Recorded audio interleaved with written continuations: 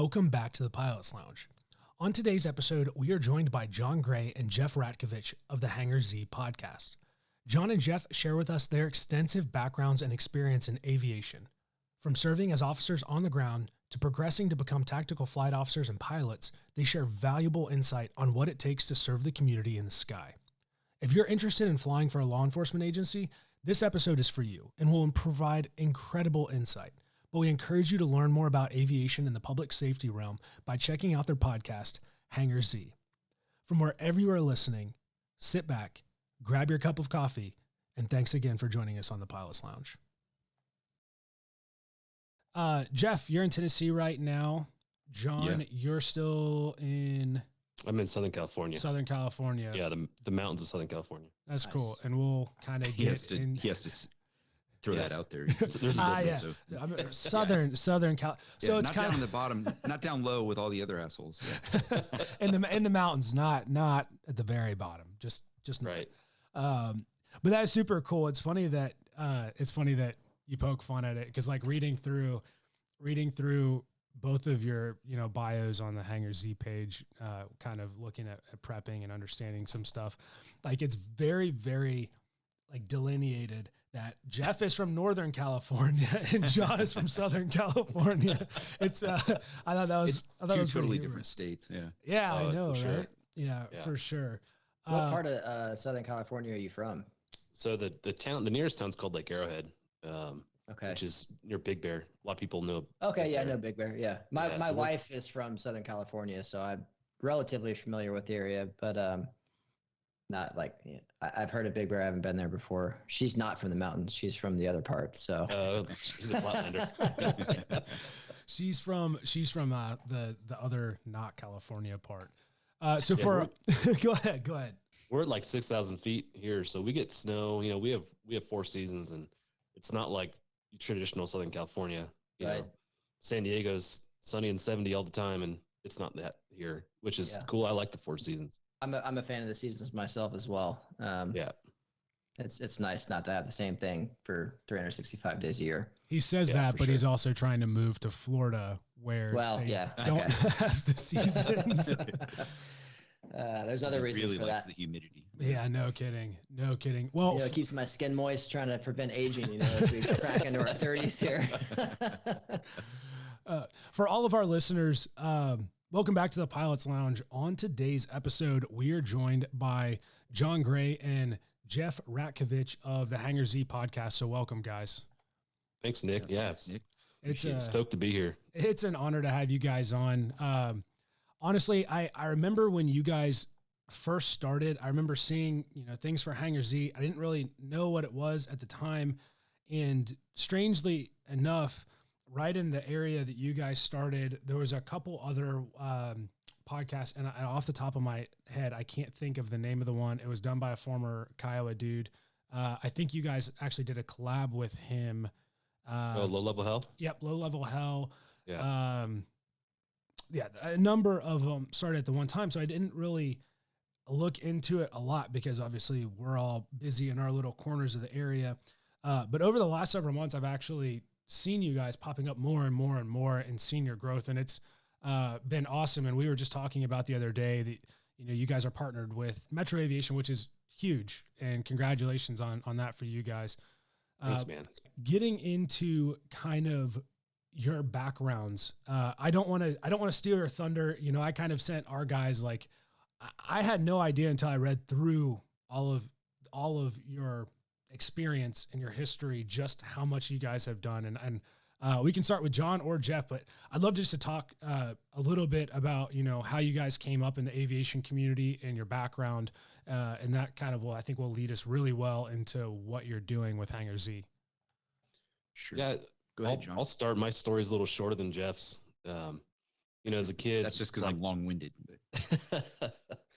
As a kid, like most of us, I was interested in aviation. Obviously, Top Gun was a big influence growing up in the 80s. I guess I'm dating myself there a little bit, but I didn't know, how to plot the path to get into aviation as a kid. And I wasn't the best student, but I always had that passion. So growing up, I either wanted to be a professional baseball player or a pilot. But both of those, the odds of becoming one of the two was pretty low.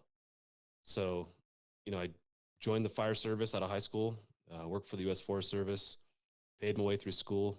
Once I graduated, I was testing for some fire departments, got a little frustrated, and my dad is a police officer, so I was like, I'll test for some law enforcement positions and see what happens.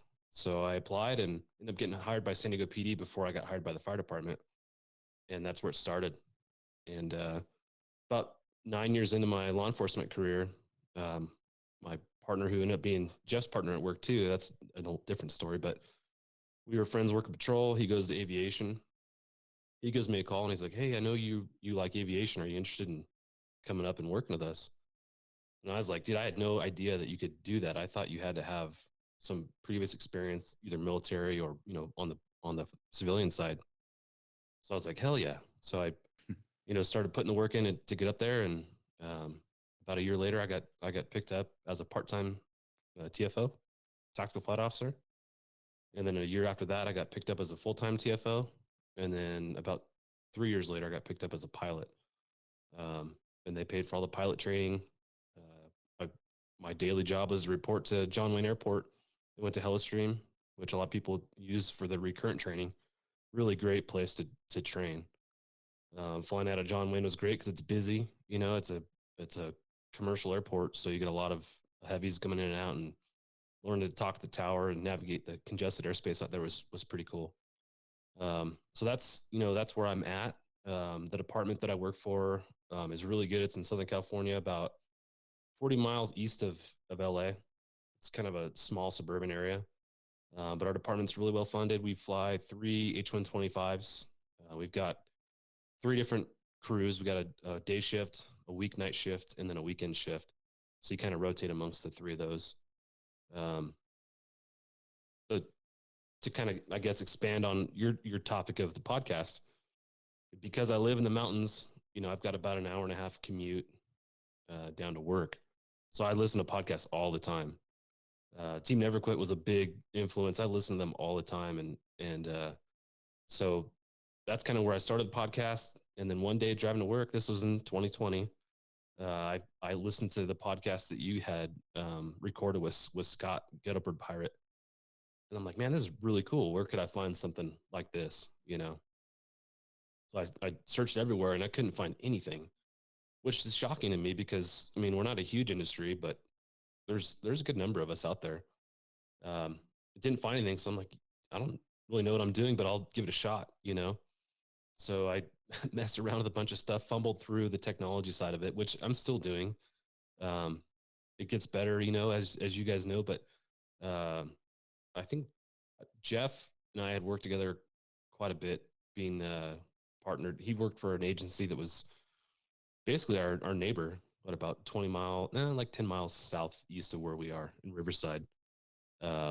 So I interviewed Jeff and then picked up Jeff as a co-host. He's great. His level of knowledge and experience far surpasses mine. So thought I should bring someone who's actually smart on the podcast and go from there. So it's been awesome. But he couldn't find anybody. He couldn't afford anybody, so he got me. I'm convinced that's why Spencer still keeps me around. Is he can't afford anybody better right now, so that's why I'm still here. No, but before we hop into Jeff's kind of background, I know Spencer has something as well. But on the note of kind of hearing something and starting out, that was kind of when we all got together and initially wanted this. That's exactly what we saw there. The big podcast in the aviation realm at the time, really probably the only ones that had, well, there was 2. You had Mentors for Military, which is obviously huge in that realm. And they've had several pilots on. Myself, that was the first podcast I ever participated in years and years ago.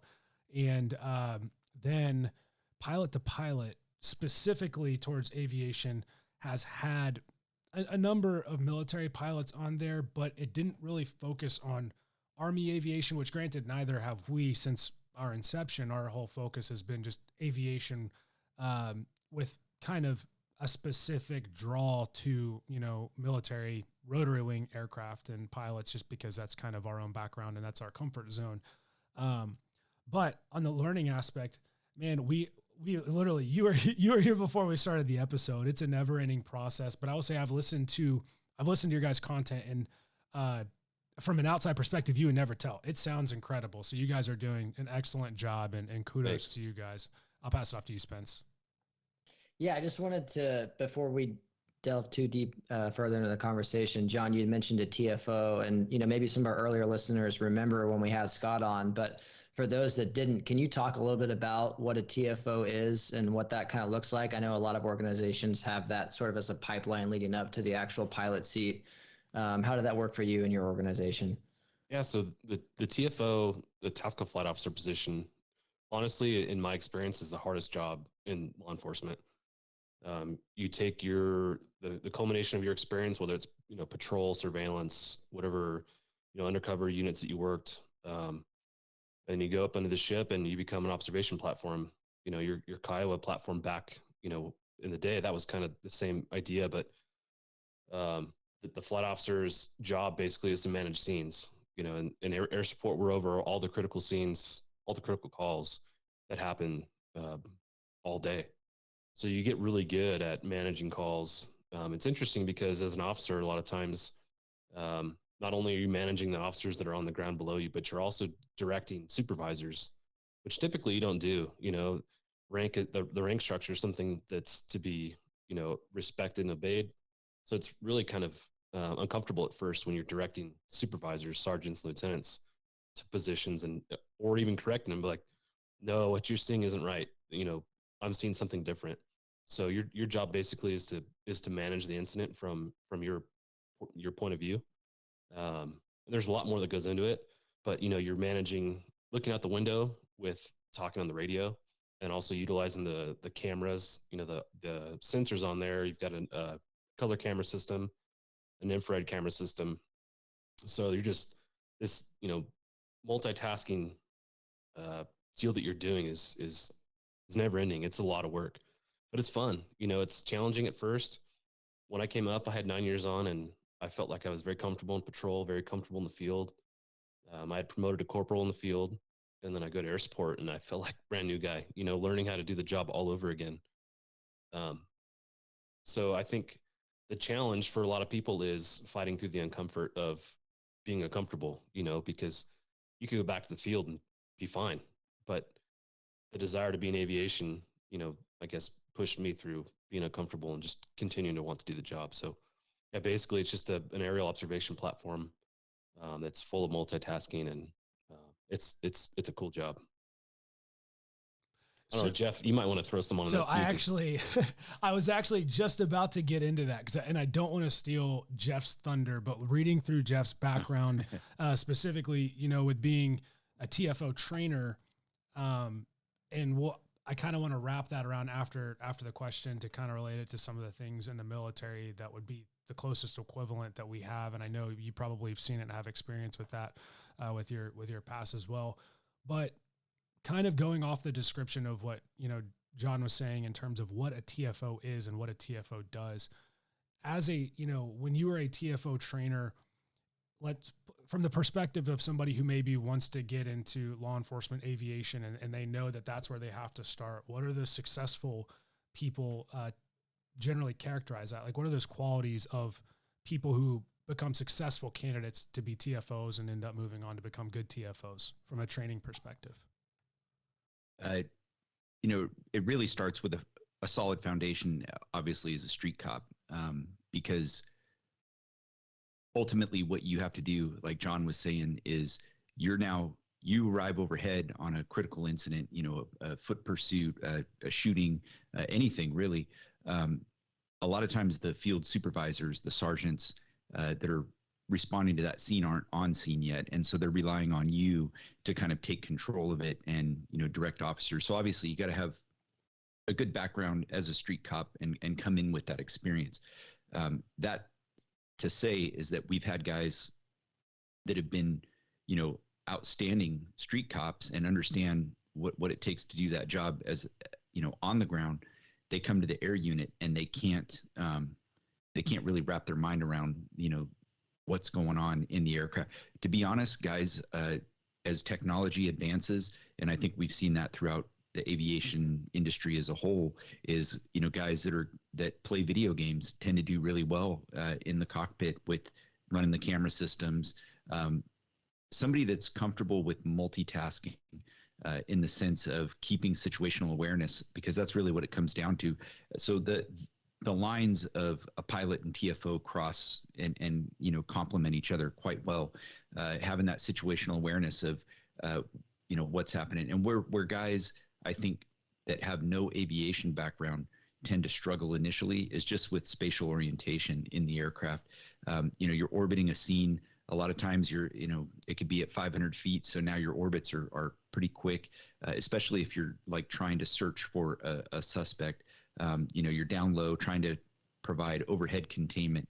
And what that is using the aircraft as a deterrent to keep, the suspect hunkered down so that we can find them and keep them inside that, containment that we're setting. So there's just so much going on in a dynamic, situation, that someone that is good with, the technology, being able to multitask, keep their situational awareness about them, and at the same time operating all this equipment. I always likened it to being like a musician. I've never really played a musical instrument other than like maybe banging on some drums. But when you're using your feet as the tactical flight officer, not even as the helicopter pilot. You're using your feet, your hands, you're talking on the radio, you're directing units on the ground. So there's so much going on in that cockpit that is really hard for pretty much anybody. So I would say initially, even I struggled with it initially because, I came into it with an aviation sort of background, but, kind of putting the whole package together, it only comes with that experience. And, LAPD puts on a great school, and I always recommended to our guys that were already street cops that, hey, if you can put in and go to the LAPD Tactical Flight Officer course, that's something that you really, want to try and get into, because I think it helps in that transition and in that learning of these skills, because there's really no other way. There's not a school that we send guys to where it's like, hey, when they come back, they're a fully, qualified tactical flight officer. It's almost like RO progression in the military. You get to your unit with the basics, and then, we're going to expand upon that and have the mission tasks that we need to perform. Because every agency is different too. So there's not one cookie cutter like, hey, go get this experience and this is going to set you up. My unit, we were primarily a patrol, function, and we did covert surveillance for narcotics trafficking. So we did, high altitude covert surveillance initially in a helicopter, then we transitioned to an airplane. Other agencies are heavy on the rescue stuff or, strictly patrol. They don't do any other, outside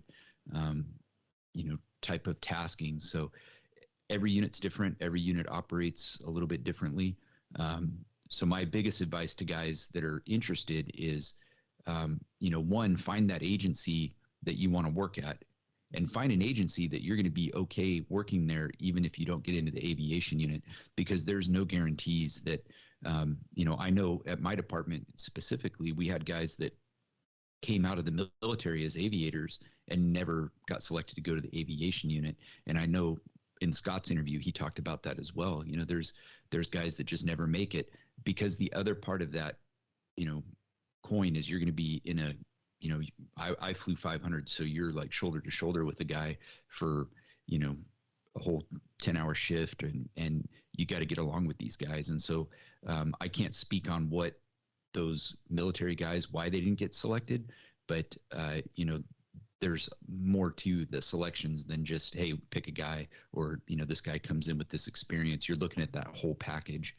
And we do a lot of agencies do evaluations on guys when they come in to kind of put them in that hot seat and kind of see how they do, and kind of throw things at them to see if they can multitask on that.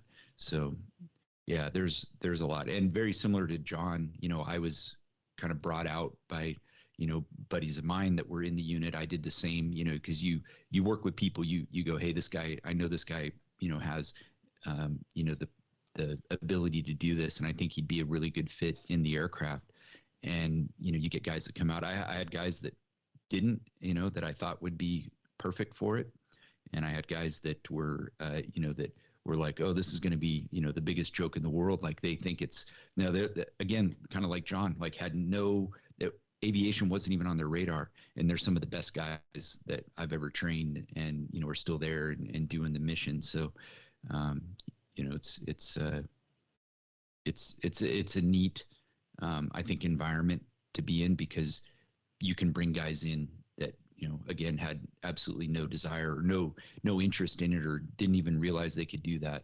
And you bring them in, and next thing you know, they're flying, police missions. So it's pretty cool. Yeah, to touch on a little bit on the spatial orientation side of things. Like I said, I had no aviation background coming into it. So I'm used to seeing things on the ground. There's a particular intersection in our city that I remember very well from the beginning of my time in air support. This particular intersection is one you go through a patrol probably 10 times a day. So I've probably seen this intersection from all angles at least 100 times, probably 1,000 times. And we get a call one of my first days in air support, as I'm working at the TFO seat at this location, this intersection I've seen thousands of times. And we get overhead, I'm like, where's Sultan and Mission? And the guy's like, oh, we're right over it. I'm like, what? It's just a different view. And it's, obviously I learned how to see and how to get that spatial orientation, but that's during the day. And then you throw the nighttime element into it, and it's a whole different ball game. You're spinning in circles trying to chase a suspect through a dirt field or wherever the chicken coops or whatever. They always end up in these weird places, and you're trying to direct officers in, and you just have no clue what direction they're going. Jeff did bring up some of the technology that's coming up.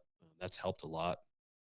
You can get somebody on the camera system. A lot of times, you have a north indicator. You can have a pretty good awareness of what direction they're going now. But when I was doing it, I didn't have that. So it was challenging. The one more thing I wanted to touch on was a little bit more on the multitasking side with the radio work. We're all in aviation familiar with talking to the tower, and even maybe on an air-to-air frequency. So you got those two frequencies that are going. And of course, as a patrol officer, as a police officer, you're using your police radio all the time. So you're fairly comfortable talking on the radio. But you go to air support, and you've got not only your agency's radio that you're monitoring, but you've got 5 banks of other police frequencies you're monitoring. So there's, in theory, there's like 30 police frequencies you're listening to. And you're also listening to the tower frequency. You're also listening to air-to-air. So there's just like this helmet fire of radio traffic that's going on while you're trying to do your job. And the pilot's probably talking to you also, trying to tell you, hey, the dude's right there. And there's just a lot of stuff going on. So it's a fun job, but it's a lot of work. But it's probably the most rewarding.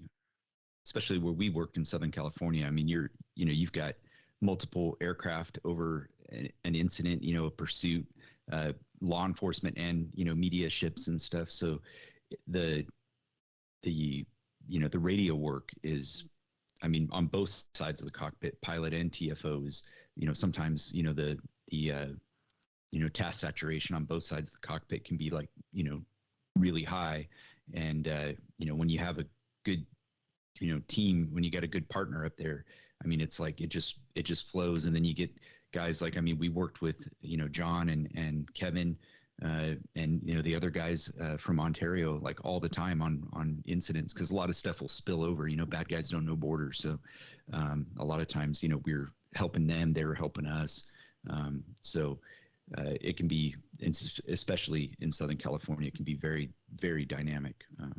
For airborne law enforcement units over scenes. Now, Jeff, can you talk a little bit about overall your background leading up to your TFO days? Yeah, sure. Kind of like Jon, a child of the 70s and 80s. I, Top Gun was huge for me. And then I got into Civil Air Patrol as a kid. I only did a couple years in Civil Air Patrol, but I think it was a great experience. Aviation for me was ever since I was a little kid. My dad took me, growing up in Northern California, we had 2 Air Force bases. So my dad would take me to the air shows, and that's where I got the bug, was going to Air Force open houses, Air Force bases. And so anyway, got into Civil Air Patrol when I was in junior high. Loved, the military. But I also grew up watching Emergency and Chips. And so like that, I think my whole life, like I just always was going to be a firefighter or, do something in, emergency services. And at the same time had a love for aviation. Again, like Jon, wasn't a very good student, didn't really have a path to get there, didn't have any, anybody in my family that had gone up through the military or was pilots or law enforcement. So it wasn't until I graduated high school, and my senior year in high school, I was in a fire science regional occupation program. So did a lot of firefighter training that senior year, and then worked at a firehouse. And so I thought, well, I need to be a paramedic and go be a firefighter. That's what I want to do. Didn't really have the means to do it. So, Army recruiter, National Guard, actually, we were like, well, we have medics in the Army, join the Army and you can be a medic, and, they'll be a paramedic, and, they sell you that line. And so I joined, the National Guard, and thought I'd go to school and, get my paramedic stuff done. Got into the medic school at Fort Sam Houston down in Texas. And I remember we went out to the helipad one day, and we were going to do patient loading and unloading on the medevac helicopters. Then a specialist comes out in a flight suit, and I was like, what the hell is this? And he's like, I'm a flight medic on the helicopter, and, did our training. And I was like, that's what I want to do. So as luck would have it, in my hometown, we have a medevac unit there. And so I was able to get a transfer into the unit as a medic, and started flying in the Guard, was on Hueys at the time as a flight medic. I was RO1, did a bunch of, the cool thing about the Guard in Northern California is it's not like, Scott down in LA County, they've got all these rescue helicopters and stuff down there, and they kind of, steal everybody's thunder. But up in Northern California, there's not a lot of assets like that. So the National Guard, we did a ton of rescues up in the Sierras, and worked wildfires and everything else. And so that's where I really got my exposure to aviation at that time. And of course, National Guard, you've got guys that are law enforcement pilots and, come from all walks of life, but a lot of guys were California Highway Patrol, sheriff's deputy, pilots. And so I had a mentor, a guy he's like a father figure to me, really, in the Guard, that was a sheriff's department, Sacramento County Sheriff's pilot, Chuck Smith, and Vietnam vet, flew Cobra. I think he was like one of the first Cobra pilots to get shot down in Vietnam. Just a hell of a guy, just, one of those stories. He's the guy you write books about. He was one of the original pilots for the Sacramento County Sheriff's Department, and he took me up for my first flight in a law enforcement helicopter, sat in the backseat of a 500. And I mean, it was like, I might as well have just been smoking crystal meth. I mean, it was so awesome. Like that first, I was like, dude, you get paid to do this. This is the best job ever. And I couldn't get enough of it, man. I was like, this is awesome. Again, didn't have a path to get there. Never in a million years thought I'd ever be a law enforcement pilot. But at that moment, I mean, I was hooked. And, I took this long, route to get there. But I think it's why joining the podcast with Jon is important, because, there's kids out there that are just like me and Jon, like we were when we were kids, that don't have a roadmap to get there. And two, there's a kid out there that's struggling in school going, man, school is not for me, but I want to be a pilot. And, growing up, I always thought like you had to have a college degree. You had to, I didn't realize that there was other opportunities to become a pilot other than going to college and, joining the military or something. So I actually got out of the Guard in 98 and moved to Southern California, met my wife, and my brother-in-laws are both aircraft mechanics. And of course I had this, like I always say, my wife put a gun to my head, but basically she said, you need to find a job. You need to do something. I was working in sales. I said, well, how about that, how about that truck driver school? But no, how about that aircraft mechanic school that your brothers went to? And so I went and got my A&P license, and I started working as a mechanic after I graduated for America West Airlines. And once I started working at America West, I decided to go back into the Guard, and we had a air assault battalion in Southern California at Los Alamitos Army Airfield. And I joined, went back into the Guard, went to crew chief school, went to Tango school, and came back. And because I was an RO1 flight medic, they put me right into a flight company as a flying crew chief. And so was working as an A&P, was in the Guard, deployed to Iraq in 04-05 with my unit. At that time, right before I left, Riverside was hiring, and my wife had told me, she said, I'll never be married to someone that's in the military, and I'll never be married to someone that's a cop. Well, she ended up letting me go back into the Guard. So that was her, first mistake.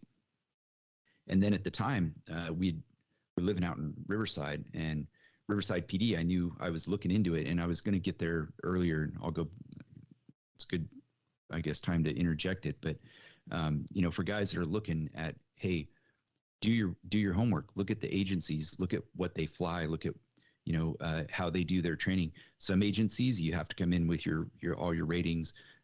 Other agencies, you can, start like Jon and I did with basically nothing and work your way up into the aviation unit. Every agency is a little bit different. So do your homework on that. If you're coming out of the military, Highway Patrol, obviously U.S. Customs, those agencies, Highway Patrol, you might do a year or two on the streets and then get into a pilot position, but you have to be a commercial instrument rated, either helicopter or airplane pilot. And then obviously Customs, and I know you guys had, I don't remember his name, the Customs guy that was on, but you can go, straight after the academy, straight to a pilot position, which is a great job as well. But anyway, so I did my homework. I knew Riverside trained their own pilots. I thought, well, I guess there's a chance, that I could get there. But it was at the time, my hometown police department. So I thought, well, if I never make it into the aviation unit, law enforcement offers so many other opportunities, ride motorcycles, have a police dog, be a canine handler, SWAT team, all these other, things that I thought were very interesting. And I would have been, happy to do any of those. So I thought, well, that's my backup plan really, is like, I'm going to try and shoot to get into the aviation unit, but if it doesn't work out, I'd be happy working there as a cop. So my wife, of course, was a little reluctant to let me apply, but she said, okay, go ahead, dummy. Cause I said, let me just apply. If I never get selected, great. I ended up applying. We got deployed to Iraq. They went on a hiring freeze, came back.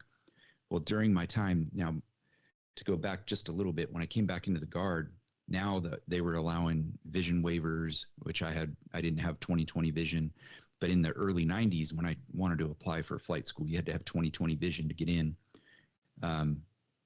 So then when I went back into the Guard, now I was over the age, waiver, or over the age limit, 27.5 or whatever it is. So went to Iraq. Well, our battalion, I was in the air assault unit. Our battalion SP pulled me aside one day and said, hey, listen, when we get home, we can get you waivers. We can get you the vision waiver for the, get the laser correction, and we can, get you an age waiver, because of course at that time the Guard needed all the pilots they can get. So I said, well, I'm in the hiring process with the police department, and I think I want to see how that goes when I get back.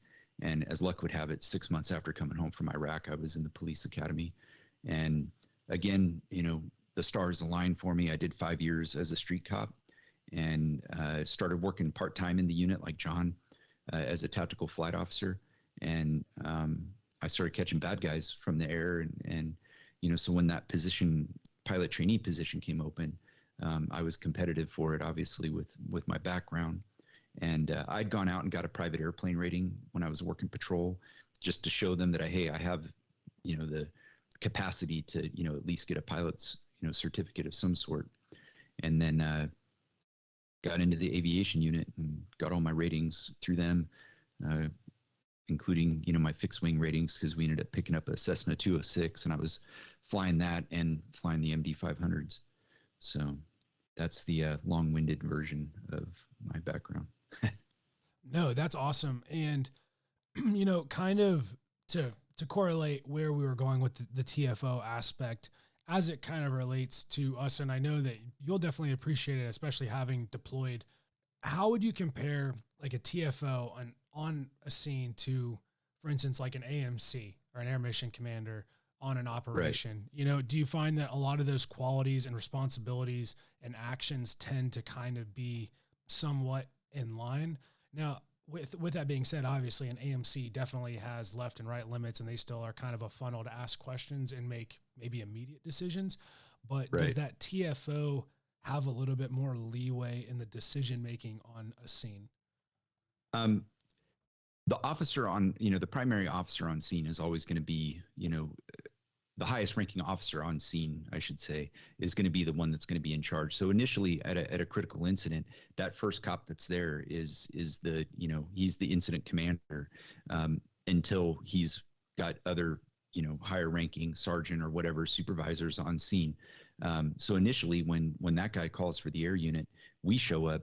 Like I said, the sergeant is relying on our eyes and our decision making in setting containment, in directing resources. And it could be as simple as there's been an officer involved shooting, they've got a suspect down, things are chaotic, and we're the ones that are sitting up in that aircraft 500 feet, 1,000 feet, that aren't right there in the face of what's going on, to maybe have that kind of that expanded, view of what's going on the ground. And so a lot of times it just comes down to like, hey, have we started medical aid? Let's get medical aid rolling. And we start making those, calls.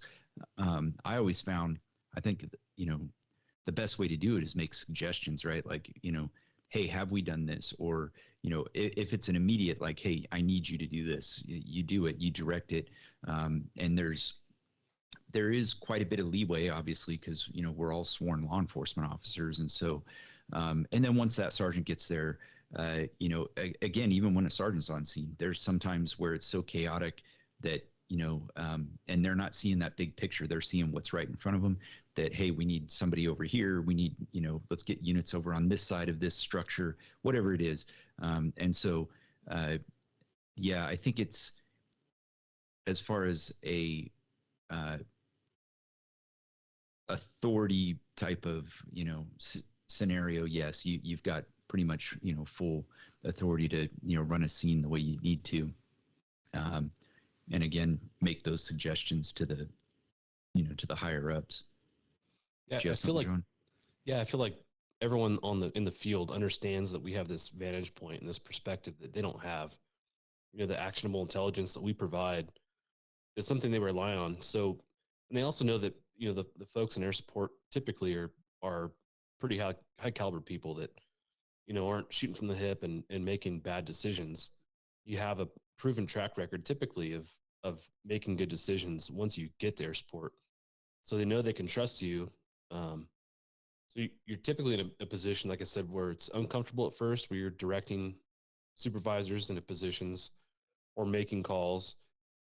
But, like I said earlier, we're over all the critical incidents, whether it's a pursuit, officer involved shooting, whatever the thing is, we're over those all the time.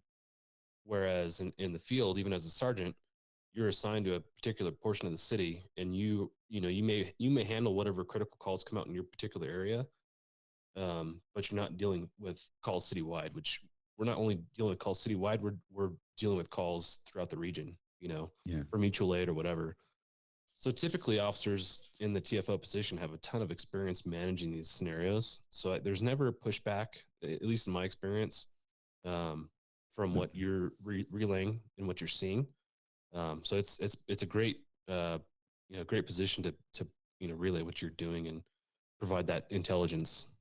I would say that to compare it to Army aviation specifically, is our role was very similar to, like, it's close air support. And I would say that, like, the Kiowas, it would be similar to that. We're down fairly low most of the time, considering we're over a populated area, 500 feet during the day, 1,000 feet at night, whatever.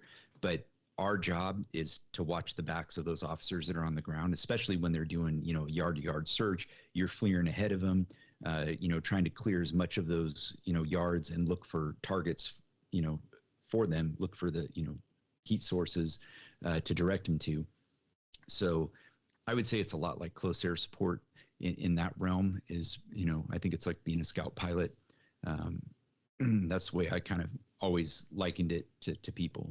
And it's obviously we don't have rockets and, guns and excuse me, all that kind of good stuff. But I think it's about as close as you can get to close air support. And the guys on the ground, they appreciate it.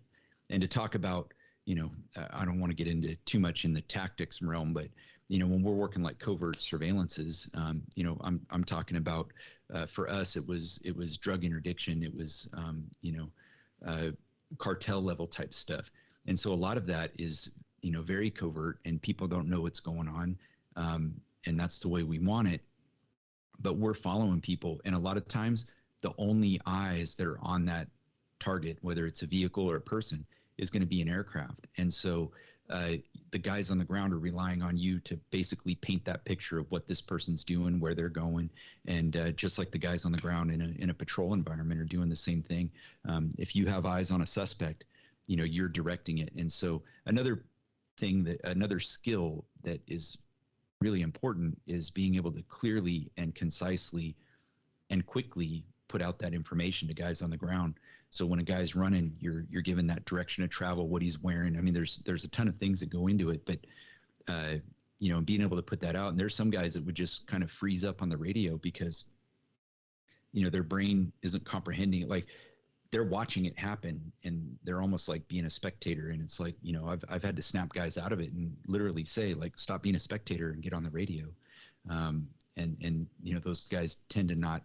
They struggle, with that position. So I have the pilot position. The pilot position is by far the easiest position in the aircraft, for sure. I have to share this story because honestly, hearing you guys talk about the position of a TFO just reminds me of exactly what I saw. So several years ago, we were down in southern Arizona supporting the border mission. We were down there for defense support of civil authorities, all that. And we were flying with a AMO dude, our air maritime officer, on the back of our aircraft.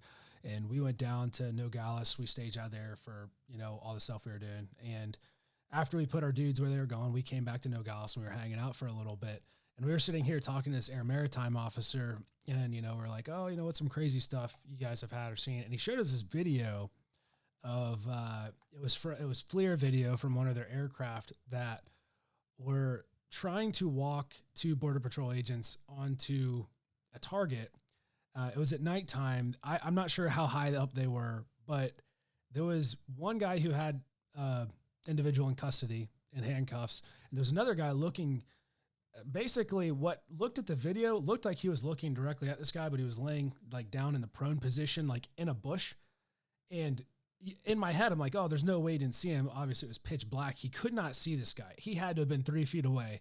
And you could tell you could tell whoever was operating the system in the helicopter was getting super frustrated. He's like, he is literally right in front of you.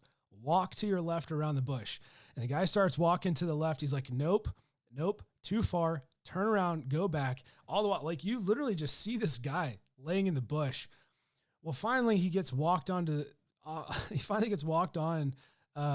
this individual, and he goes to detain him, and the guy gets up, takes off running. The other Border Patrol agent who had one already in custody tries to help him, and the one he had in custody takes off running the other direction. And the FLIR operator, whether I don't know who it was, starts going off, and then you could tell he was trying not to laugh.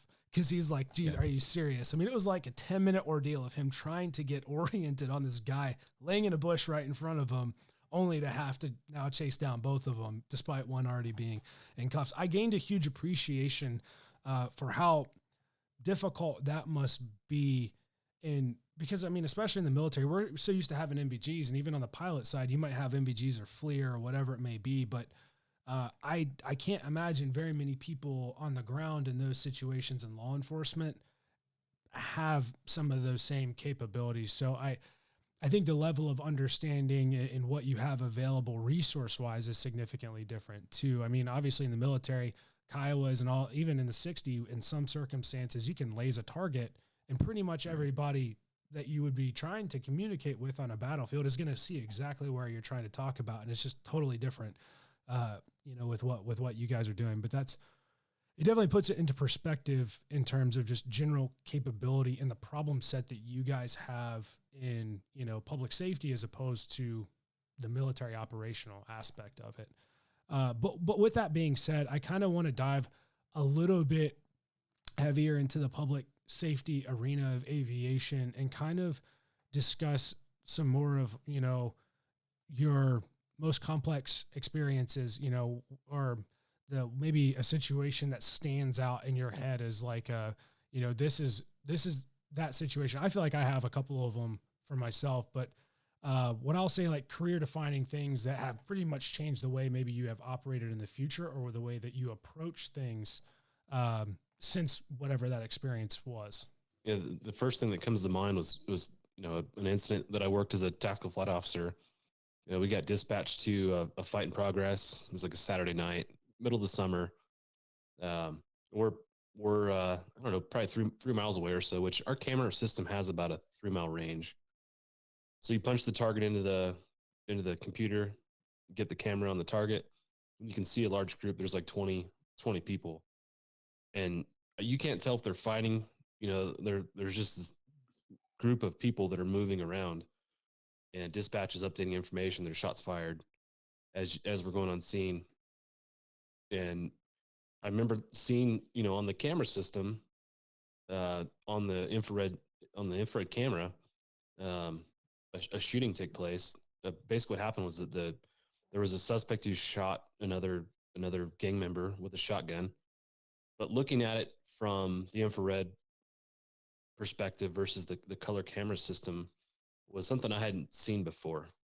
And I think the little bit of the disbelief that I saw what I just saw kind of was there. I was like, did I just see a shooting? You know, you kind of second guess what you're seeing. So I was a little bit slow to put the information out. But as the situation evolved, and again, going back to these incidents, they're so dynamic. They evolve so quickly. And if we're 3 miles out, we're basically, you know, 15 seconds from being on scene. We're there quick. So I'm having to decipher this information and try and figure out what's happening. So anyways, my partner, who's senior at the time, basically dials me in, hey, follow this guy, the dude that shot the suspect or that shot the victim, takes off running. So I follow him in the camera, and now I'm directing officers to where this guy is. He goes and dumps the shotgun inside of a house. So I'm trying to remember, you know, not only where the shooting was, but where the house is, where this guy potentially dumped the shotgun, which I didn't know was a shotgun at the time, but we later found that out. And the guy comes out of the residence, hops in a car in the passenger side, and that car leaves. So now I've also got this vehicle to follow off, and I'm trying to direct officers not only to the scene, but also to the location of this vehicle that's leaving. So I direct officers into where the car's at, and they get in behind it, light it up, you know, their overheads on, and a pursuit takes off. And dude hops on the freeway, guy's, you know, tearing around the city. He ends up crashing. We get them in custody. So, you know, you see it from a shooting to a foot pursuit, basically, to a vehicle pursuit, and then in custody. And then now my job is to go back to the scene as a flight officer and direct the officers back to where the residence was the guy went into and potentially dump the shotgun. So, you know, that was a critical learning moment for me, you know, learning how to manage these incidents and learning how to remember, you know, where these people are going. So I guess going forward, the lesson learned for me was to not second guess what you're seeing. You know, don't, like Jeff said, be a spectator. You're trying to interpret and process what you're seeing, but there's this part of you that's like, am I really seeing what I'm seeing? You know, didn't really make sense to me at the time. So that was a big learning moment for a lot of reasons. But it was all, you know, in the end, it worked out great. We got the suspect in custody, recovered the weapon. The victim had pretty much superficial wounds from the shotgun. I think he was shot with birdshot or something like that. But yeah, we end up over scenes like that all the time. Not all the time, but, you know, frequent enough to where it makes what we do very unique in law enforcement. A lot of times when you're working patrol, a domestic violence call goes up, for example, and by the time you get the call, respond to the call, and get on scene, the fight's over, people are long gone. But in air support, you get the call, you're there instantaneously a lot of times, and you're still seeing people fight, which is interesting. You don't see that typically in patrol. So I love that about air sport. So everything that you guys have talked about is very it's very task saturating thinking about it, especially for maybe somebody that's not familiar with aviation. You're managing multiple radios, maybe multiple grids or areas that you're talking about. For example, the house a guy shot at, and then where he's kind of exfilled in a vehicle and everything. What does the training pipeline look like going into a TFO before hey, I'm trained to be a TFO? Think of it like RL progression, Jeff, that, yourself and our listeners are familiar with, versus now I'm a TFO on an actual night out and there's shit going down. And I'm on the radios, I'm talking to guys on the ground, I'm talking to my pilot. Is there a specific, is it kind of agency dependent, or is there somewhat of a standard across the board with how you guys progress folks? Yeah, it's definitely agency specific. Places like LAPD, larger agencies that have the ability to do it, they put guys through an actual, class. In addition to, they have the TFO school, which pretty much anybody in law enforcement can sign up and go to. It's a 40-hour course. It's not really on the technical side so much as it is just a lot of, you get a lot of information. Jack Shanley, who we had on our podcast, would teach a 8-hour class on suspect containment and stuff like that, suspect tactics. But the nuts and bolts of it, LAPD, they put a guy in the hot seat up front, in the TFO seat, and they'll have a trainer sitting behind him in the A-Star, and kind of there as a backup. In the 500, if you're familiar, there's not a whole lot of room in the back seat of the 500, and you have no real ability to control anything, talk on the radios or anything like that in the back seat. I'd gone up with some guys just to kind of monitor their progress as they were in training, but it was really incumbent on the pilot to kind of assist them. And most of our training was on the job. Talking about Nick's story about the guys down on the border, that I think is probably one of the toughest things to do is to, now you're looking at this FLIR image that maybe is something new to you, and then 2, you're trying to direct these guys and you're orbiting at the same time. So north is always changing, and like Jon alluded to, the new Churchill mapping systems, the augmented reality systems, they'll overlay a north arrow on your screen, right on your crosshairs, so you always know where north is. Of course, back when he and I started doing this, we didn't have that technology, so you had to maintain that situational awareness. And I can't even count on all my toes and fingers how many times I'd say the wrong direction and my pilot would correct me and say, hey, I'd say, hey, he's running south, and he's like, no, that's north. No, north. But it really is incumbent on the pilot. And so that's why all of our pilots, we all started out as tactical flight officers first, because if you can master that job, doing it from the flying the aircraft is going to be a fairly simple task. But that's why some guys are better. I think if I was stuck in the TFO seat, I would have been perfectly happy in a career doing that, because I loved that work so much.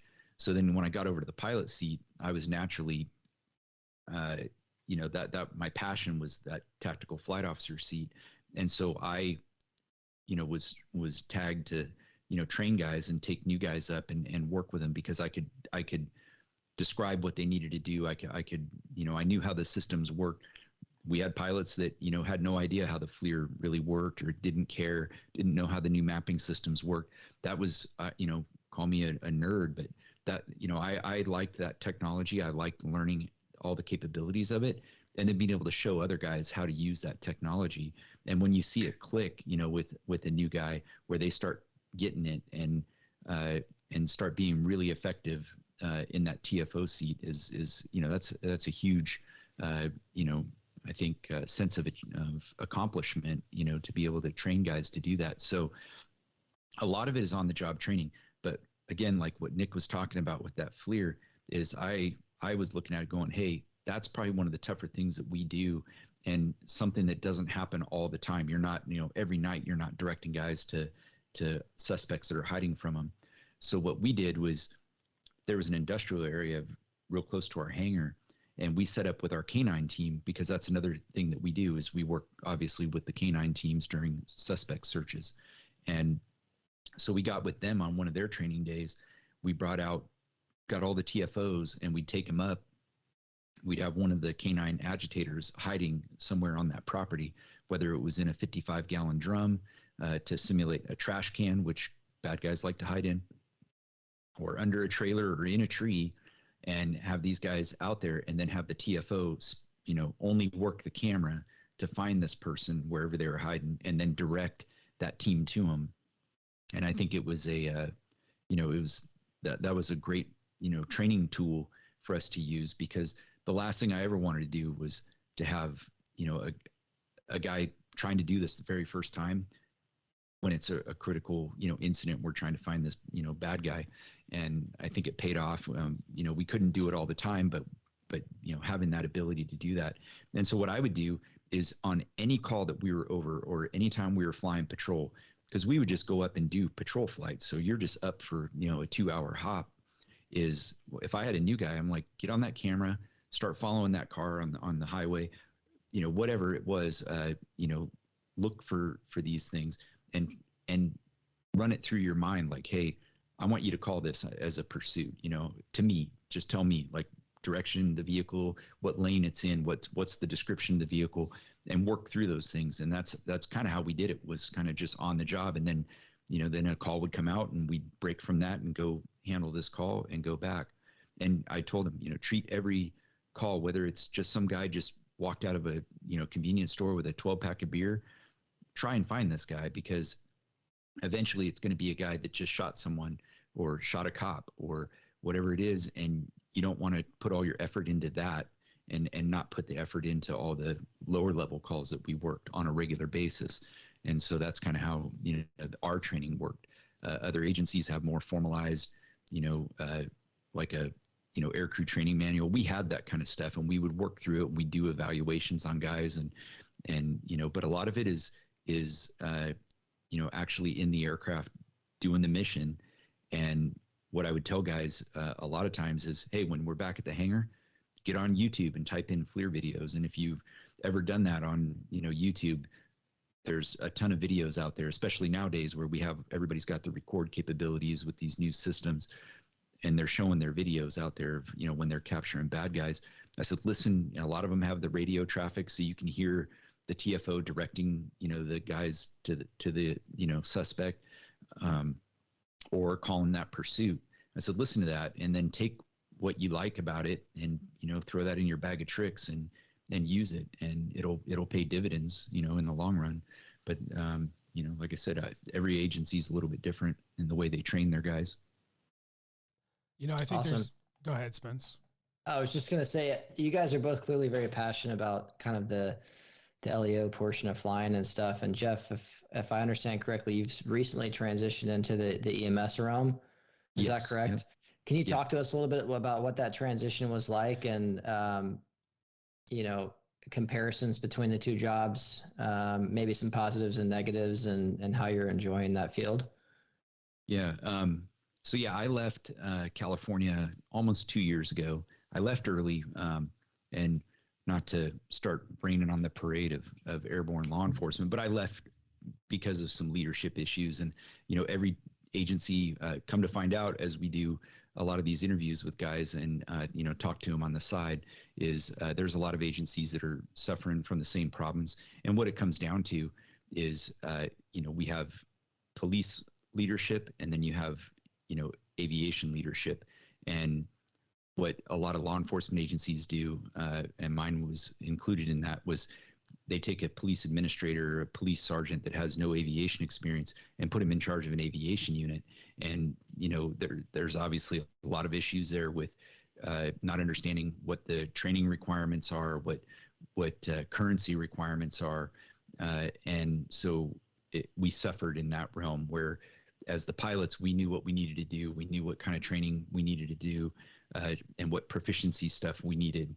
And of course it fell on, somewhat deaf ears, because, the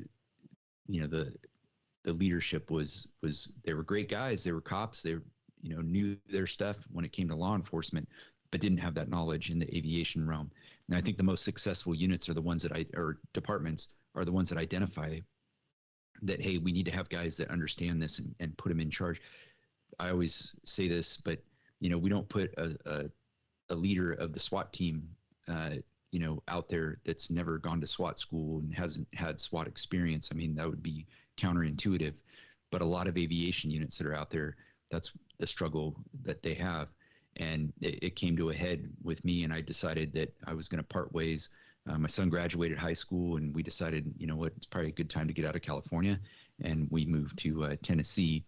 And so I applied with, I work for Air Evac Life Team out here, and fly a Bell 206 L4 Long Ranger. And again, I was taking this step out of this job that I had done for 14 years in law enforcement, 9 of which were in the aviation unit, over 3,000 hours flying the 500, to go into a completely different, environment. It's been, I think it's been a absolutely great transition. A lot of what we did in law enforcement transitions over to what we do as EMS pilots. It's all single pilot. And, it's what I noticed going through training, Part 135 training, when I first got to the company, was everybody else in my class was military aviators, and a bunch of great guys with a ton of experience. Where I think they struggled a lot was, as you guys know, there's really no single pilot operations going on in the military now. And so I think they struggled mostly with that, was like, wait, I got to talk on the radios and fly the helicopter, because you get so used to working in that 2-pilot, crew where one guy's navigating and talking on the radios while the other guy's, flying the aircraft.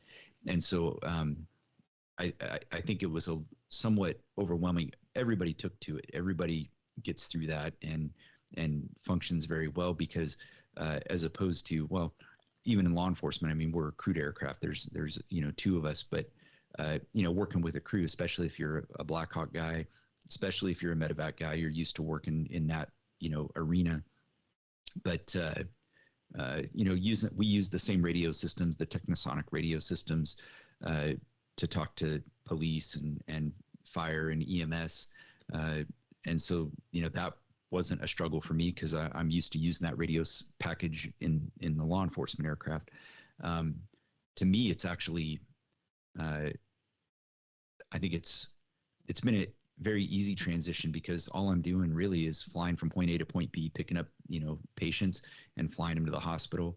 But it's very rewarding in the same fact that, especially for Air Evac, we're a community-based, air ambulance company. So I'm in a small community out in West Tennessee. That's where I serve, and you get to know people.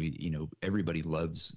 That's one thing that wasn't used to coming out of law enforcement, is everybody loves the fire guys and the EMS guys and stuff, because we're just there to do good stuff.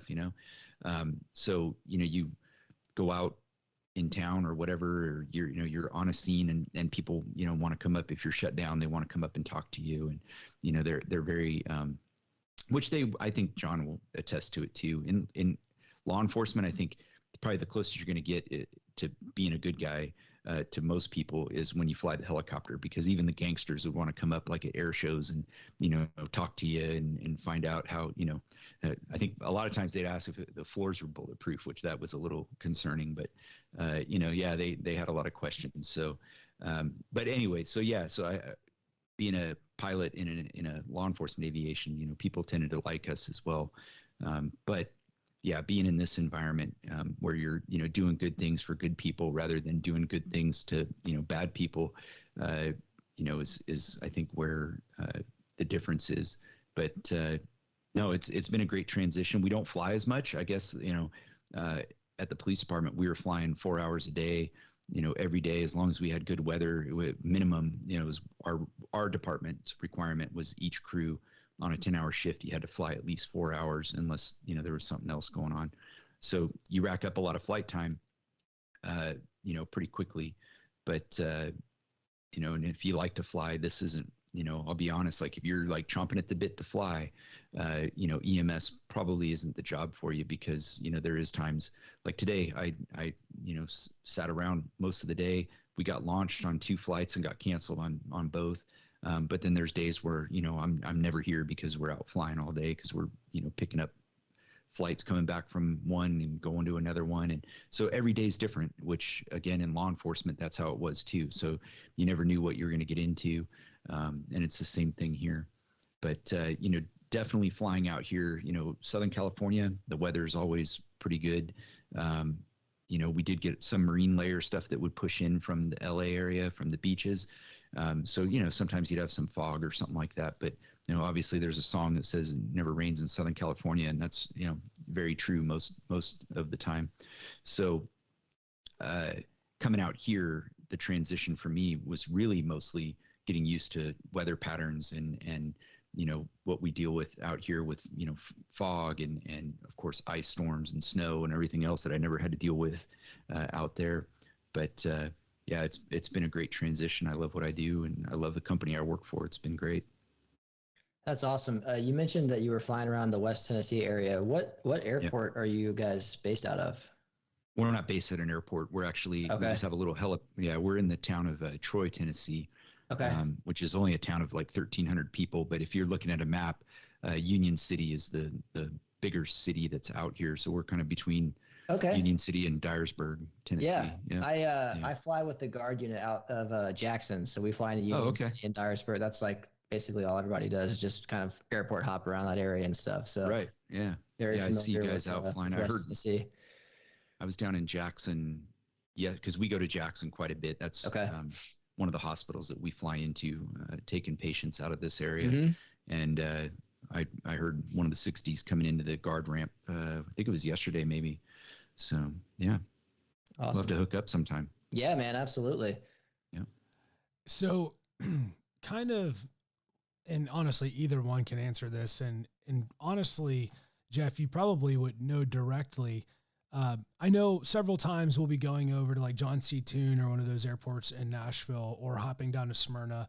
And something we like to do, especially now because I have transitioned over to the Medevac company as of recent, something that's super important for us to do is we like to hit up the hospital pad, specifically Vanderbilt, because their higher level pad is pretty challenging for newer guys, especially at night with a built up bright area. But there's one specific instance that I remember coming back. We were about to pick up basically Broadway, fly over Broadway area, and then, peace out. But as we were coming into Vandy, I remember kind of to the southwest, Approach had told us, they were like, hey, do you guys have X, Y, and Z helicopter in sight? And we kind of looked to roughly our 11 o'clock, and there were 2 police helicopters and EMS already on standby, and stacked on top of that was a news helicopter. And how, from our standpoint, I know operationally overseas or during exercises, they build those coordination levels. But for you guys, how does all of that work? Because I know personally, I've never seen like police helicopters or law enforcement fly at this altitude, EMS flies at this, whoever else, news, whatever else can fly at this. How do you guys coordinate that? Especially too, if, I know maybe not Nashville specifically, but a lot of areas with mutual aid agreements and things of that. If you have an outside entity or maybe a pilot who doesn't necessarily know operations in that area, how do they know where they fall in that operational picture? So, not in general, like in Southern California, we experienced a lot more where multiple aircraft working a scene. A lot of times, John and I might be on a scene together when I was working at Riverside and, he was with Ontario. And depending on what it was, whoever the primary agency or aircraft that's over that, scene is kind of, again, we talked about, the first officer on scene is like the incident commander. So the first aircraft overhead is going to be kind of running the show. And then as another aircraft shows up, if I showed up to John's scene, we're talking on the air-to-air frequency in the 123.02, which is that's what we used like in the LA basin area. Because the LA area is so big, we actually had 3 different air-to-air frequencies that we used depending on the geography. So the north side of the LA basin, we used 123.02. Down to the south, it was 122.8, and then out by where we were was what we call Bravo, which is 123.42 or whatever. I can't remember now, John. You have to remind me, but yeah, that's right. Yeah. Okay. And so we would use those air-to-air frequencies. The media ships all knew what they were. We didn't have a whole lot of interaction with EMS aircraft because, you can't throw a stick in Southern California without hitting a trauma center. So generally, we didn't see a whole lot of EMS birds, in the area. And it wasn't until, so that's all I really knew. That was my world, right? Was Southern California. I could hop on an air-to-air frequency and we'd coordinate with each other. So we would just, hey, I've got, 2.9 or 8.9 in the altimeter, and I'm at, whatever altitude MSL.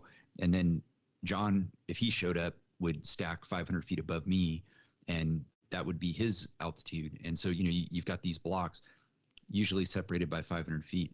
And then when the media ships would show up, if it was a big pursuit or a big, incident that, had media interest, all the media ships knew those frequencies as well, and they would come up on those and usually check in a good distance out. And then whichever was the highest aircraft. So if John got there, he'd say, hey, I'll handle Bravo, and he would coordinate. And then when the first media ship would show up, they'd check in with us. And, so now you're like the, kind of the aerial coordinator, and tell them, hey, I'm here at this altitude. I've got, RPDs down low at this altitude. If you want to take, 500 feet above me, have at it. And the media guys, a lot of us, a handful of them are former law enforcement pilots. So they understand what we're doing. And, so they want to get their shots, and they don't want to get in the way, because obviously if they get in the way, there's going to be issues, and not just for safety issues, but just, they want to get their shots and do what they got to do. And they don't want to, be in any way, shape or form in our way to where we have a bad relationship. So we actually work very well, I think, in Southern California together. Coming out this way, we also have air-to-air frequencies. 123.02 is the common, air-to-air frequency. And so everywhere we go, as EMS aircraft, we're always listening to 123.02 until we get into the Vanderbilt area, and then we're listening to Vandy Flightcom, which we use as kind of an air-to-air frequency out there. And so the Metro Nashville law enforcement helicopter, they're listening to that. And again, we're coordinating with each other. I don't know too many scenes where like maybe the EMS helicopter would be overhead. Normally we're gonna, if it's I have, where like it's a law enforcement issue, maybe a barricaded subject or something, and they want the helicopter on standby, an aircraft will land somewhere in a safe, zone, and say, hey, this is going to be where, if somebody gets injured and needs to go, bring him to this football field, and we'll take him from there. I don't know too many incidents or even operators that would want to, put their EMS helicopter over an active scene. But yeah, so as we're all flying in, and you occasionally end up working multi-aircraft, scenes where you've got, multiple EMS helicopters coming in, and it's the same process.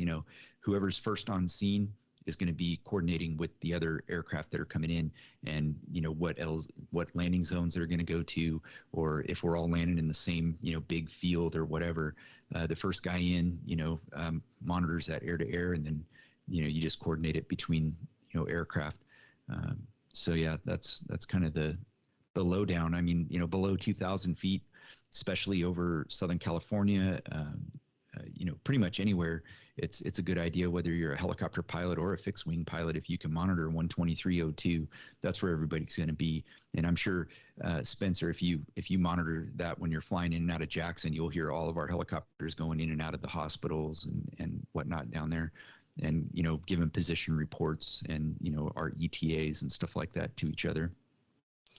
In Southern California, for whatever reason, seems like it's the pursuit capital of the world. Like we have pursuits all the time. And like Jeff alluded to, makes for great YouTube videos though. The Yes. YouTube My wife and I videos were are talking great. about this tonight, actually. She was like, and I'm sorry to interrupt you guys, but it's a No, go stereotype. ahead. No, you're fine. And she's like, my cousin posted this thing on Instagram, and she's like, I don't think that anybody else really gets it unless you grew up in LA, where you can turn on the news and you're glued to the TV watching like a helicopter chase downtown LA or whatever. Like anywhere else in the country, you're not really getting that kind of stuff. It's like 24/7, man. Yeah, I guess for us, the luxury of having that makes each pursuit somewhat easier because you're familiar with the operations. But when you do get a media ship overhead, and you've got a pursuit that's going through multiple counties, a lot of times media, you'll have whatever the originating agency is, say it's, Riverside PD starts the pursuit, and we come up on top of them, and we're going to assist in case you've got multiple occupants of the vehicle that bail. We can help keep track of the suspects if there's multiple ones. And then the media ships above us, they're really cool. We work with them so much, they'll actually call, they'll take the radio work with the towers. So they'll be up above us and be like, hey, we'll take radios, and they'll check in with whatever airspace we're going into, as a flight of whatever, 4 or 5 or whatever the number is. So it's really a cool partnership, so I really like that. And, here's a pro tip. If you download the LA news channels, like news apps, you'll get the alerts when they have those pursuits and they're on TV and you can watch them. I don't have them anymore. I used to when I lived in Southern California, and I literally was at work one day and I got a notification of a pursuit on TV. We pulled it up and we were watching it, in the office or whatever. And I said, now they're like eastbound on the 91 or it was the 60 freeway, but they're eastbound on the 60. And I told my partner, I said, hey, if they break the whatever, I don't know, 605 or something like that going eastbound, I said, we're going to launch and just be up in case it continues out into our area. And sure enough, it did.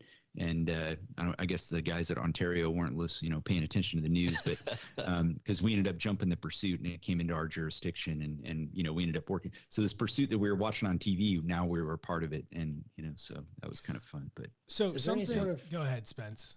I'm sorry, man. I keep cutting people off. Okay. Is there any sort of formal handoff that you guys do for that sort of stuff when it's coming to like transition from jurisdiction to jurisdiction? Yeah. So both on the ground and in the air, that's why a pursuit can go on for hundreds of miles or, hours and hours. And a lot of times, and you don't see it on the TV because, it's one black and white or another black and white, but the air unit, that's really our bread and butter, is coordinating the pursuits. So when you have a multi-agency pursuit, a lot of times, pursuit starts on surface streets in your city and you're calling that pursuit. And this is where having a 2 police officer, crew comes in very handy, because a lot of times, we'd have a pursuit start on our surface streets in the city. And as it's approaching the freeway, the pilot, you're going to jump on the highway patrol frequency and give them a heads up that, hey, we've got a pursuit. It's coming towards the freeway.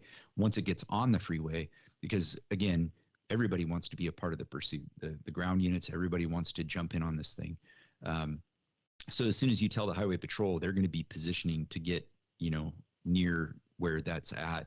And as soon as you tell them, hey, it's, westbound on the 91, they're going to be trailing it. And then when they're ready to take it over, they're going to let the helicopter know, hey, let the Riverside units know we're ready to take the pursuit, have them drop out. And so then, again, the pilot is kind of coordinating with the highway patrol units at that point. And the TFO is talking to the units that are primary in the pursuit. And then that handoff goes very smoothly to where those units drop out. The other ones are right there behind them, and they, take over the pursuit. And, and I say that as workload depending. Obviously, if I'm flying the aircraft and I need to talk to ATC, then I'm doing that. But when a lot of times, there's a time where the pilot can help the TFO, coordinate that stuff. And then as that pursuit continues, and that was the kind of the nice part about being in the air unit, is we would stay over that, pursuit as long as we had fuel. We'd continue on and, coordinating it with the other agencies, and then notifying other jurisdictions that we're coming into that, hey, we're coming into your area, just be advised. I'm not requesting any assistance at this time, but you just want as many resources available, because if that is a carload of, gangsters that just did a shooting and everybody scatters in all different directions, you want to have enough resources, and you want to have resources that have local knowledge. So if they get off on a surface street in another, city, you want those cops there to, because they're going to know their city better than, the highway patrol or another, agency. And the same thing goes for the helicopters. If we were on a pursuit and it was going towards Ontario, we'd usually be hitting them up on Bravo, and most of the air units have a base station radio that they're monitoring the Bravo frequency even when they're on the ground. So when they hear, the chatter on the air-to-air frequency, or we hail them and say, hey, we need you, or we tell our dispatch, hey, call their dispatch and have them launch. They'll hop up. And then the same thing, if we're getting low on fuel and we need to, break off, we're going to try and coordinate that ahead of time so that we have another aircraft there and it's a seamless transition. They come in 500 feet higher than us, maybe behind us, and then, hey, okay, we got the pursuit, my partner's on it. And then, okay, I'm going to break off to the, to the south or, whatever. And so that's kind of how that all works out. And so, from the air, from watching on television, you'd never see that, but there's a lot of times where there's, different agencies are handing it off and everybody's staying over it. And pretty much in Southern California, you'll almost always have a helicopter available, somewhere that's going to be able to help you out and, keep that constant, air support overhead. So looking at both of your experiences, obviously one of our biggest purposes is to help kind of bring awareness to the goal that you guys have with Hangar Z in helping the general public or interested individuals or people just wanting to learn about what it is that aviation in the public safety realm is, whether that's EMS or law enforcement or other agencies. What is the long-term goal that you have with the Hangar Z podcast? Like, where do you guys see it going and where do you hope to grow to in the future? Well, I think one of the most rewarding things that we do is provide that pathway for folks that aren't in aviation or maybe aren't even in public safety at this time. This is how you get into aviation. This is how you get into law enforcement or fire or whatever the thing is, EMS. It's really cool. And we get messages from guys that, are just freshly accepted into whatever aviation unit they're a part of. And they say, you guys in what you're doing helped us get to this position. And I think for me, again, going back to my early years, not knowing how to do what I want, that's my ultimate goal, is to provide that pathway, not through my own experience, but through the experiences of all these people we interview. And, in our podcast, we spend quite a bit of time profiling people's career path, because I think it's valuable for people that want to go to aviation to see, like, you can ride motors, you can do, whatever the thing is. Everyone's background's varied. So I think it's cool for people to hear that.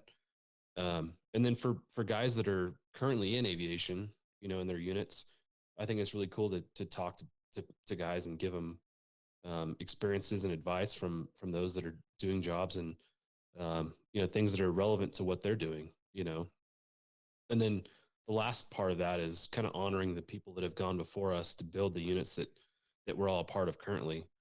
Dan Fucher from San Bernardino County Sheriff's talks about standing on the shoulders of giants, the people that have built these programs up from the ground. So we want to honor those people too. So it's kind of a, 3-level approach, I guess, to what we're trying to do. But I think ultimately my goal is to help people pursue their passion in aviation, whatever their service is, whether it's military, law enforcement, fire, EMS. Our mission profiles are awesome. I look at what you guys do in the military and I love hearing the stories, I feel like a little kid every time we talk to somebody. I'm always super into whatever they're saying. And it's a cool experience. Everyone's experience is different. And, most people in aviation have overcome a lot of adversity to get to where they are. It's a hard thing to do. Flying is the hardest thing I've ever done. Learning to fly, at least. So I've got a lot of respect for people that have not only learned how to fly whatever aircraft they're flying currently, but, a lot of people have flown a bunch of different things, so it's really cool to hear those stories. And when Jon started the podcast, I don't think it was until COVID that I started really listening to podcasts. And, it was because everything was shut down and gyms were shut down. And so I started, doing a lot of walking and, taking the dogs out and stuff. And so I'd put on my headphones and I'd listen to, and so I started listening to like Tactical Tangents, which is a great podcast. And again, like John, there wasn't anything that was public safety, law enforcement, aviation related out there. So you'd get, the Scott's interview or the Tactical Tangents guys talked about, air support and interviewed some guys. And so I thought when I left, California, and I left law enforcement aviation, I was like, man, it'd be cool to start like a, law enforcement aviation podcast or something. Cause I listen to these other podcasts all the time. And then lo and behold, one day I'm sitting here looking at Facebook and John posted a link to the Hangar Z. And I was like, whoa, he did it. I was like, how cool. And so, and John and I were friends. And so we started talking and then next thing you know, he had me on. And then I think we're both like-minded in the fact that, again, there wasn't, when I came in to airborne law enforcement to get into it was I found a guy's blog where he talked about it and, kind of the, like, hey, do this and don't do that. And, kind of how to show interest in your aviation unit. And again, for even guys that were looking to get into it or, law enforcement or, it's kind of a tool for everybody. Well, I read every blog post that he had and tried to incorporate that into how I could approach, focusing to get into an aviation unit. And it obviously it paid off. And so I think this is the new medium for, blogging is by doing it on, a podcast medium. And so when John, after my interview, we, talked about, collaborating on something and brought me on as a co-host. And again, I love aviation. Doesn't matter what it is. I love it. And having grown up around it. And I think this kind of stuff here, like hangar talking is just, that's what we do as pilots. And obviously there, we've got, I think people that are appreciating what we're doing, in that industry, in the airborne law enforcement industry. And, we appreciate the opportunity to come on and talk with you guys because, again, having a military background, we want to get those guys that are interested in this line of work, give them a pathway as well, give that cop that's sitting in his police car trying to figure out what he wants to do, with his career, give them, a roadmap to get into the cockpit if that's what they want to do. And so, so far it's been very rewarding. Like John said, we've gotten messages from guys that, listen to the podcast and now they're, joining their aviation unit. And it was, because of listening to these guys' stories. And so it's been a great ride. We love what we're doing. And then we get to meet guys like you and guys that we see these other podcasts and like, or your Instagram and, Facebook posts. And we're like, yeah, these guys are pretty freaking cool, man. Like what they're doing. And so then we get to meet you guys. So it's even better. Yeah. And it's truly an honor to have you guys on, partially for the selfish reason, because I have in the past looked at different law enforcement agencies, both at the federal and local levels. And, specifically when you look at the FBI's program for a session into like their hostage rescue team flying aspect, a requirement that they have, like you can go in and you can be guaranteed an assessment, but that's not until 2 years serving field agent time. And a lot of guys that I know meet all the prereqs and would be great candidates, but they have zero interest in doing anything on the ground. And there was a long period of time, I would say when probably I was a little bit younger and probably more hot-headed than what I am now, where I didn't fully understand that until honestly I grew in my military aviation career to understand that you cannot truly do that job without knowing what's going on the ground. And I think that there's a lot of us as pilots, we're selfish. We love to fly. We want to fly more. We want to do that. But I think what kind of separates how we conduct our business is that we fly in support of other people. Even in the military, everything we do is in support of that person that's on the ground. And understanding, I would argue, honestly, that some of the best Apache pilots, and I've said it before in a previous podcast, some of the best Apache pilots are former infantrymen because they understand the tactical aspect of what's going on the ground and what those guys need. And that's probably the best relation that I can make to how your experience in law enforcement and what the job of a TFO and what those pilots really translate to. But it's been an absolute honor to have you guys on. We are super excited about what you guys are doing. And as soon as we saw the content that you're putting out and the goals that you guys have in that realm, we knew we knew that we had to bring you guys on and hang out and talk to you guys, because similarly to Hangar Z, we started out with sharing just experiences of military aviators. And as we grow and kind of expanded, we looked at the content and said, okay, well, there's so much more that affects us, because we're all pilots, but we're all still people. And there's so many more different things that can affect us in terms of growth than just talking about, war stories of flying, different types of things. And, Sure. I commend you guys, because I've seen who all you've had on, and you guys are doing an excellent job at really providing a great variety of content and really awesome guests on there. So definitely kudos to you guys for your impact that you're making in, the aviation space, specifically the public safety space and aviation. Thanks, Nick. I think one of the cool things about aviation is whether you're a pilot or a TFO or a mechanic or a controller, like everyone has this similar passion for what we're doing. So I think a lot of times it's easy to focus in on the pilots and be like, these are the guys doing the missions, but it's so much bigger than that, so it's been fun to talk with a guy named Brian Gleason. He's a controller in the Ontario airport. The guy's so knowledgeable in what he's doing, but to bring, their perspective in, and then the mechanics as well, the people that it takes to make a successful mission is pretty large, from, the engineering of the aircraft to the deployment of the aircraft. And just, it's pretty interesting, when you see or hear the perspectives of these people. But the passion is the common theme that I find in aviation, is everyone's passionate about it. And I love that. Yeah, it's a really cool thing if you think about it. I think, growing up in today's age, it's something that we all take for granted, especially perhaps as pilots. Maybe we have a little bit of a different viewpoint. But if you think about just commercial air travel, somebody packs their bags, they go to the airport, they get on an aircraft, and 3.5 hours later, they went from one side of the country to the other, and that's it. And they complain if they have to sit there for 20 minutes. But they don't think about the science, the technology that went into it, the logistical nightmare it was to move 250 people from point A to point B and sequence in 15, 20 different aircraft into this airport and all the other stuff. It's truly an incredible thing. And to echo, what Nick said, it's been really a blessing having you guys on.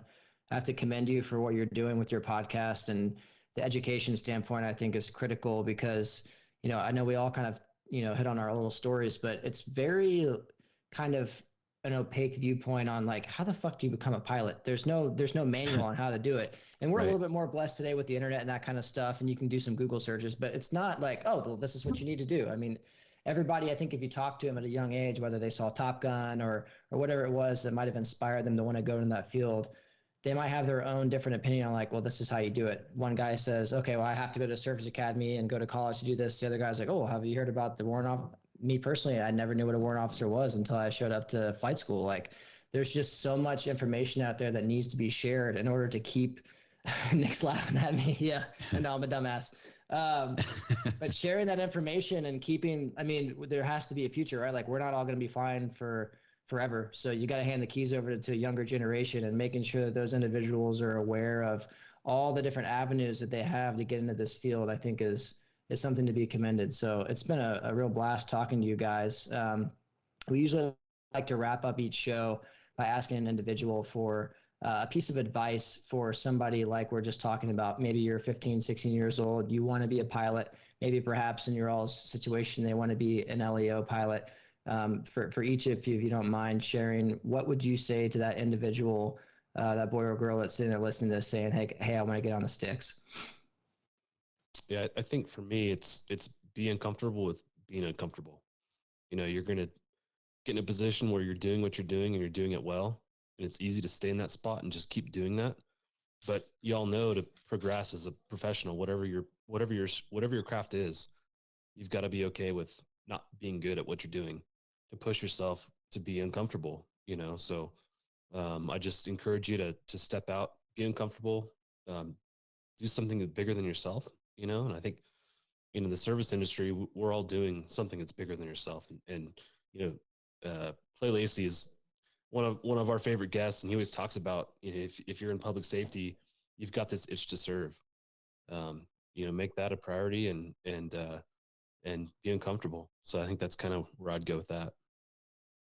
I think, an advice that I give to a young person, a teenager or something like that, that's interested is, go out and meet people. Go out and, if it's something that you're interested, whether it's being a military pilot or being a law enforcement pilot, I can't tell you how many times, I'd have kids come up to us at an air show or, out to eat somewhere when they realized that we flew the helicopter, and would start asking questions, about the aircraft. And, I know at our facility alone, I had a guy pull up one evening and said, "Hey, I got my kid in the car and he's really interested in, aviation and wants to be a police pilot. Would you mind talking to him?" And, we brought him out, showed him the helicopter and, ran him through, let him sit in the cockpit. And, kids are super impressionable. And, pilots, we love to talk about what we do. Obviously, that's what we're doing. And I think it's incumbent, like Spencer said, we're not going to be in the cockpit forever, and we got to pay it forward.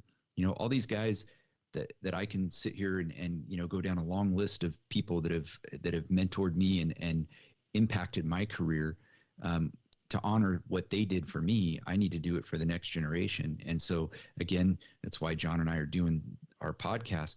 But take that time. If you are an aviator, take that time to show that young person, because you never know what that's going to do, for them, because it might just be that spark that they need to, and have that maybe, give them your phone number and, be a mentor for them. Just a quick story, but, and it wasn't my story, but a pilot that I flew with years ago in the Guard, he had a kid come up to him at a air show and started asking him a bunch of questions. And he sat in the aircraft and he wanted to know everything about every instrument. And, and he went through it. And, you know how it is when you go to like a dog and pony show and, you got, somebody asking you a million questions and you're like, okay, let's move on. But he did that. And he ended up giving the kid's mom, like his address or, business card, or I think it was his business card, and said, if you ever have any questions or whatever, hit me up.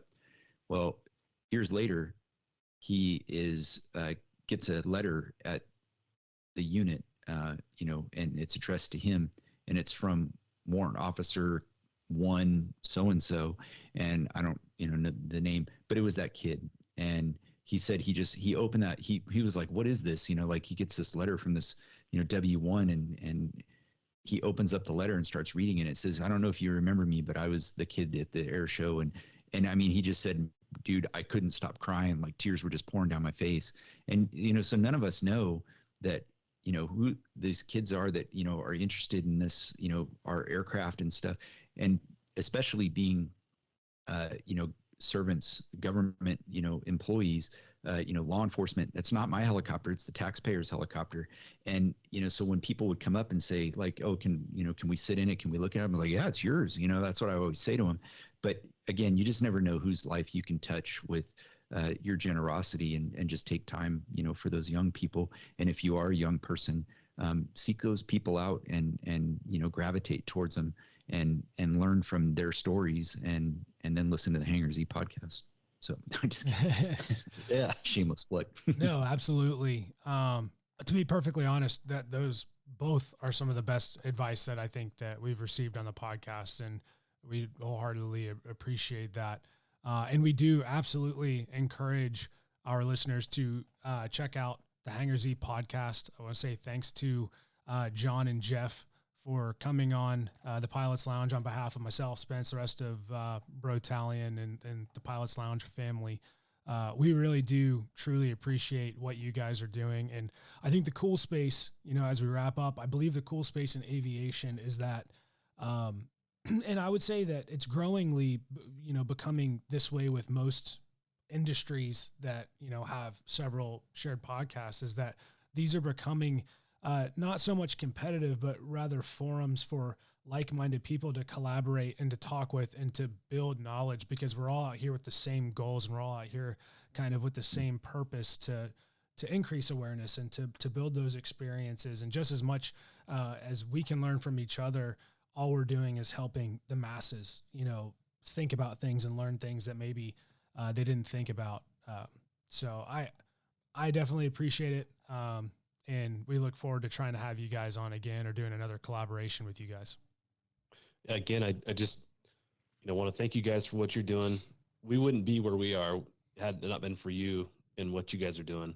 Yeah. Obviously you guys inspired the approach we're taking to it. And thank you for having us on. And like you said, everyone's got a slightly different perspective on aviation and some different knowledge to impart on the people that are listening. So I think it's really cool. And there's this saying that, rising tide lifts all ships. And I truly believe that, our job is to not tear each other down, but to build each other up. And doing that is fun. These relationships, the networking that takes place, through these podcasts is great. So thank you guys for what you're doing. And thanks for having us on. Yeah. And thank you for your service too.